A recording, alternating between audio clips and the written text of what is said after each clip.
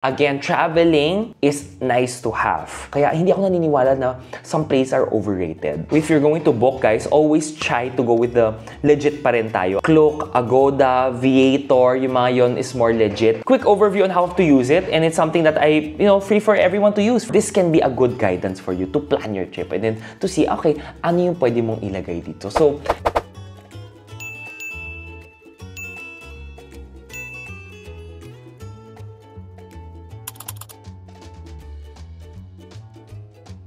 hi guys, so it's another vlog, and syempre itong vlog na to is about a new template that I created, which is like my travel itinerary template. Kasi guys, diba when we travel, we want to also know kung magkano ba yung budget mo for that specific trip. So if you've watched my previous video, kasi requested to, how I book my trips, panoorin nyo na yung vlog na yon. And a lot of you guys will always ask na parang, what type of traveler are you ba? Alam mo, for me, there's no right or wrong way of planning a trip. There's no right or wrong way of also becoming a traveler. So it really depends on how you are. I have friends na gusto niya tadad yung itinerary pag lumalabas. By all means, do it. There are some people naman mas gusto mas-shopping, gusto naman iba medyo relax lang sa hotel. By all means, gawin nyo rin yan. I mean, walang right or wrong. Ako personally, whenever I go to a new location, I go to the touristy spots. Ganun talaga ako. I mean, I want to look at the touristy spot. Kaya hindi ako naniniwala na some places are overrated. Kasi for me, alam mo, if gusto mo puntahan mo. Huwag ka makinig sa ibang tao. Kasi a lot of times, for example, I keep hearing, oh my God, overrated daw ang Paris. Ganon. A lot of people say, pangit ang Paris, madumi ang Paris. Pero alam mo, nung first time ko pumunta sa Paris, ang saya-saya ko, guys. As in, sobrang, oh my gosh, parang sabi ko, oh my God, tuwang-tuwa ako. As in, dream come true. Nung nakita ko yung Eiffel Tower. Ay, ang saya ko nung naglalakad ako sa streets of Paris with just a cup of coffee. If naglalakad ako sa garden, mag-isa. Nakaupo ako sa park, mag-isa. Just do what you want to do. Kasi there's nothing that's overrated, I believe. Iba yung magiging pananaw mo when you're seeing something. What usually happens kasi is a lot of people would say na, ang pangit ito, pangit yan. And your judgments gets clouded na Diba? If punta ka na doon 10 times, and then for you, maybe it might be overrated. Pero if it's your first time, diba? Iba. Kaya for me, just do what you want. I don't believe that there's an overrated area. Kahit nasabihin lang touristy siya, touristy talaga siya kasi sikat siya. Diba? Kaya nga, gusto pumunta, diba? When I went to Dubai, diba? Gusto ko makita yung 7-star hotel ba yun? Diba? Gusto ko siya makita, diba? Gusto ko pumunta doon sa beach. Gusto ko makita. Gusto magpa-picture doon. Because I wanted to go. Because that's like when naisip ko Dubai, yun yung nakikita ko. O, diba? Cutting that short, ang dami natin sinabi, I wanna share with you my travel itinerary. This can be a good guidance for you to plan your trip and then to see, okay, ano yung pwede mong ilagay dito. So, hopefully maging helpful to. I'll run you through it as well. So, this is your travel planner. Unang-una, you have your country here. So, meaning kung anong country gusto mong puntahan. For example, Tokyo, Japan. Trip duration, how many days siya? Let's just say 5-day ang trip na to. Number of travelers, sabihin mo rin naman dito is 2 travelers. Total budget mo, this one, automatically i-compute sa lahat ng mga in-input mo dito sa sheet. And then you have your budget per pax kung magkano siya. Automatically rin yan i-compute kasi i-divide lang naman yung total budget mo by the number of travelers. Kaya, for this trip, for example, nasa 31,725.29 na siya per person. On the right side, you have everything here, which is like your Google Flights. I usually like to look for Google Flights kasi medyo mabilis siya, madali siya for me. But there are so many other sites rin dyan. Skyscanner, Cheapo Flights, there's so many, di ba? Bahala ka. Then you also have Klook here. Alam niyo naman guys that I am a Klook creator. I do create content for Klook as well. We sometimes might be able to get sponsorships from Klook, kaya maraming salamat sa Klook. Di ba? Sinusuportahan niyo yung mga contents namin. We also do earn a little commission as well. Then Agoda is also here and Booking.com kasi I do love the Agoda and Booking.com as well. And I always remind you guys naman kung saan mas mura, please canvas first, then book with wherever it is cheaper as well. Pero wala po kaming Agoda and Booking.com na code. So medyo, meron lang may Klook Sa baba naman, we have here, on the medyo teal, you have your airfare. So meaning lahat ng mga details mo for your airfare, kung ano yung gusto mong i-include, kung ano yung mga ililipad mo. It can also be train, bahala ka naman kung ano gusto mo. I just put airfare here kasi usually we do fly. And then the green one here is accommodation, basically your hotel, kung saan ka magsistay. Then you have your activities in orange, so lahat ng mga activities that you want or that you're going to plan or going to book. So you have your transportation here as well. So ito yung mga bus mo, ito yung mga trains mo or whichever. And then, last but not the least will be your allowances, meaning yung mga pocket money mo, ano yung mga gusto mo, like say yung pasalubong mo, eto yon. So you have to make sure that you also put in or i-budget mo rin. Kasi nga lagi sasabi guys, if it's budgeted, then go. If it's not budgeted, no. Again, traveling is nice to have. But again, wag po tayong mangungutang para lang mag-travel. I personally do not believe na mangungutang ka because you want to travel. Mangungutang ka because you want to buy a bag. Mangungutang ka because you want to buy a luxury item. No. But if you want to do it, bahala ka, but please, I'm not teaching that because I don't believe in that. It has to be budgeted. You have to have the money. You know, traveling, it will always be there naman. The location will be there. Our youth will not always be there, but if we budget it, then carry natin siya. So that's why this sheet is really nice because alam mo na magkano yung kailangan mo before you book that trip, or if ever you book that trip man, alam mo magkano yung kailangan mo, diba? So yun muna siya. Okay, so without further ado, let's begin. First things first, you have your airfare here. So for example, etong airfare na to, i-input mo dito. During that time, nung hinanap ko tong ticket na to, March 1 to March 5, nasa Zip Air yung pinakamura niyan, and then the ticket price was around 15,106.57 plus travel tax of 1,620. Ito yung ilalagay natin dyan. I also have Google Flights here. You definitely can search it. Ganito lang naman siya maghanap. For example, nung time na yun, pinakamura mas March 1 to 6. Hanap tayo. March 5 to mga 10,000 yung pinakamura na. Sabihin natin 10,000. Itong days na gusto natin. Anyway, dito. So remember lang that if ever you do choose yung mga budget airlines, wala po siyang mga luggages or luggage included. So yun yung kailangan mo isipin. Pero if you book with other airlines, posible may mga luggage na sila. Zip Air back then, wala pa naman luggage noon. But if you are one na travel light, di pwede mo naman just book whatever pinaka okay sa budget mo, di ba? So let's just choose Zip Air for this example lang para makita mo nyo lang to guys. So for example, ito siya. Zip Air, then you have one carry-on, and then first check-in bag is for a fee. Nasa 12,000 lang siya. Then, all you have to do is just input it here na, okay, magkano siya? 12,000, i-update nyo lang yan, and then ito yung travel tax. Diba? For me, just look for it din sa Google Flights kasi pinakamura siya. Then, when it comes to accommodation, same thing. Sa accommodations, you do put in the details. For example, I was looking at Shinjuku Grand Bell here, diba? This hotel that we wanted. If we're going to click on that, ito po yun siya. Nilagay ko rin yung URL ng hotel because I know that sa Tokyo, I do like to stay in Shinjuku, and Shinjuku is very near Shinjuku Station. Or Grand Bell is very near Shinjuku Station. And medyo affordable yung price. So, ilagay lang natin siya dyan, and then i-input lang natin siya dito.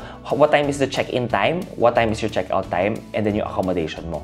Etong prioritization, guys, it depends naman. Parang saan mo yung gusto. Kasi you can put a lot naman here. Baka meron ka pang isang gustong hanapin na hotel, why not? And eto, may location rin dito. What's good about Google is you have these features of like smart chips. All you have to do here is right-click, and then click on Smart Chip, and then dito, meron kang makikita dito. People, file, calendar, place, finance rating. For that, you just click on place, and then itatype mo yung parang Google Maps na location yan. And then, yung Google Map na location dyan, ilalagay na yan. And then, how many number of nights, and then cost per night, and then automatic na i-compute yung mga cost mo rin as well there. And then, put some notes here kung saan siya malapit para at least makita nyo, and then, you put your links here as well. And automatically, it gets computed here as well.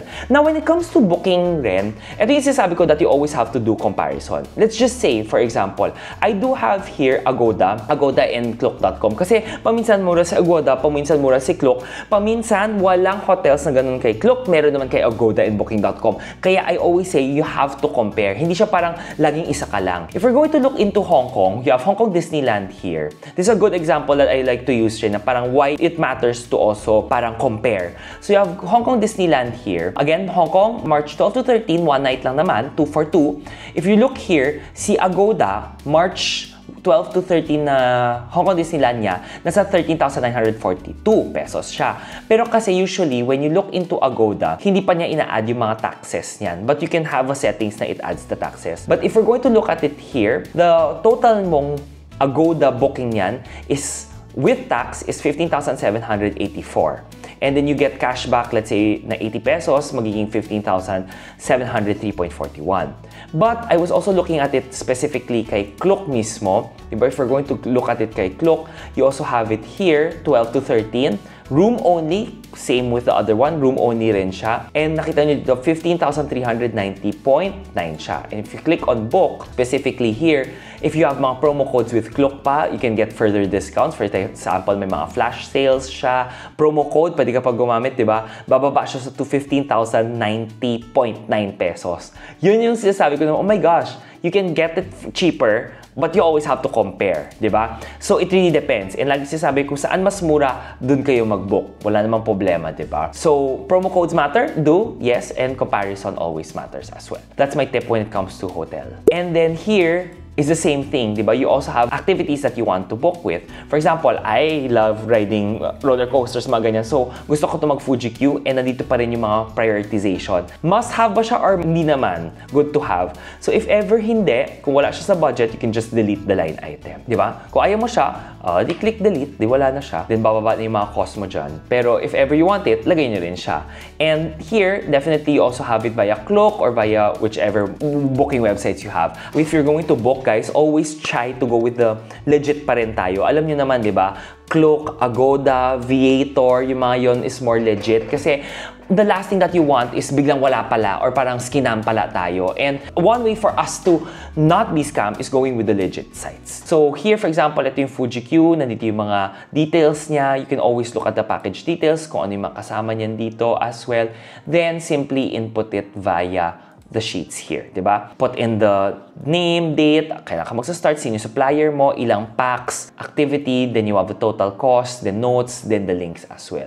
Then, here, automatic, syempre makita mo kung magkano na siya. So, for example, this total activity cost nasa 18,000 na siya because it's this two number added. Then, you can also have the transportation. Ano makailangan mo? Mga passes. For example, mga train pass mo, mga JR mo, if ever pupunta ka from Tokyo to Osaka to other areas, diba? Then you can include it. If not, then you can also have yung mga passes katulad ng mga, let's say, Tokyo Pass. Ito kasi, you can go around mga trains, may 2-day, 3-day, 5 days, and then may subway ba or walang subway. Plus, may mga activities here that you can also go or may mga attractions, diba? So, ayan o, admissions to over 50 popular admissions. So, these are things that you can do your research on, diba? And there's so many vlogs out there and content dyan na parang pwede mong tingnan kung ano yung gusto mo. Then, just simply input it on the sheets. And then, last but not the least, yung pinaka-importante rin dito, your allowances.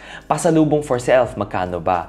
And for example, dinner out. I'm the type of person kasi na I want to have a good dinner every night or every lunch.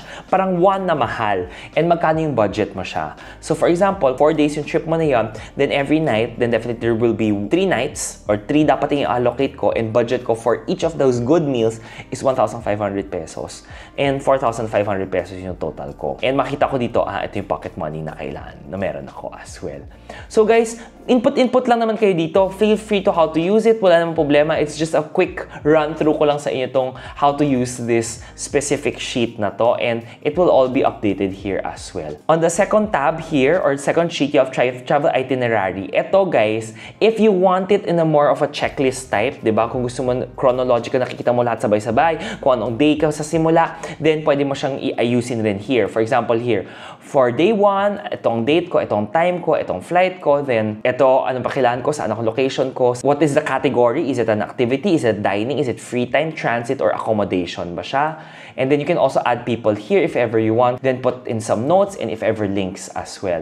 So guys, eto naman more of day 1, day 2, day 3, day 4. Madali lang naman siya, just input date, let's say day 2 naman na to, then change the date, diba, March 2, and then anong oras ba siya?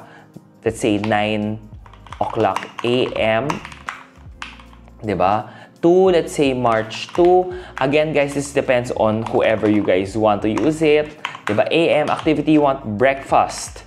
Breakfast at, I'm not sure, Denny's. Let's just say, yun ang naiisip ko right now, diba? You can search for Denny's there, walang problema. Sabi mong Denny's Tokyo, Denny's Shinjuku, okay. And then here is dining, and then Ganoon na siya, di ba? So, pwedeng sunod-sunod na lang siya. Yun lang naman siya. Quick overview on how to use it. And it's something that free for everyone to use, free for everyone to download. So, the next time you have your trip, para at least alam mo na kung magkano yung kailangan mong budget, ano yung mga kailangan activities na gusto mo, anong hotel gusto mo, and magkano yung kailangan na meron ka munang pera before you take on that trip. Para at least, guys, medyo maayos na siya. Again, when you're traveling, doesn't necessarily mean na kailangan to the T lahat i-follow mo. I'm not that type of traveler as well. Pwede namang iba-iba yung pagka-travel mo, di ba? Pwedeng hindi mo naman siya i-follow. Walang problema. Pwede mag-adjust. And like ko sasabi, ganun siya dapat. Do not be too firm on your schedule because it might change. And when it change, it's okay. Don't worry. Don't fret. Pwede magpalit ang mga itineraries, pwede magpalit yung mga schedules natin. Because hindi naman na dapat yan lang siya. Lahat isunod mo to the T. For me, allow some leeway, allow some wiggle room to change, to have, free time mo man, or kung, let's say, nasira yung plan A mo, always have your plan B as well. It's okay. It's a vacation. Diba? Kaya nga dapat i-enjoy natin siya. Yun lang. So I hope this helps. I'll see you on next vlog. Bye, guys!